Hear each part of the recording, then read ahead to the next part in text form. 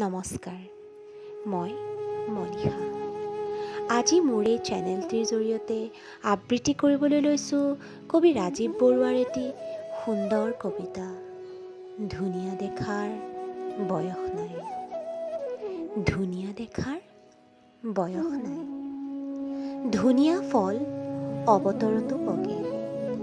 বাঢ়ি চোতাল শাৰী শাৰী ন-বোৱাৰীৰ যদি খহি পৰে উৰণি, ধুনীয়া দেখি। উৰে ৰাতি উজাগৰে থাকি ৰখি আছে যদি চুবুৰীয়াৰ ৰোগী, টোপনি ক্ষতি হ'লেও আপোনাক ধুনীয়া দেখি। বহুদূৰ বাটকুৰি বাই ভাগৰি পৰা নদীখনে যদি হঠাৎ ভাঁজ লৈহি, ধুনীয়া দেখি।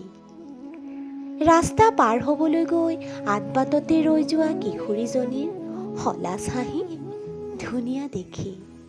মাকৰ বুকুৰ পিয়াহ চুহি শিশুটিৰ লাটকাল টোপনি, ধুনীয়া দেখি। দোকানীয়ে হিচাপ ভুল কৰি বেছিকৈ দিয়া 100 টকীয়াখনি ঘূৰাই দিয়ে যদি আপোনাক ধুনীয়া দেখি। ঠিকনা ভুল কৰি অহা চিঠিখনক যদি আপুনি সঠিক বাট দেখুৱাই, ধুনীয়া দেখি। ধুনীয়া দেখাৰতো বয়স নাই। ধুনীয়াৰ অমৰাৱতীত কাৰোবাৰ মুদ্ৰাদোষো আপোনাৰ ভাল লাগি যাব পাৰে। ধুনীয়া বাবে আকৌ প্ৰেমত পৰিব পাৰে।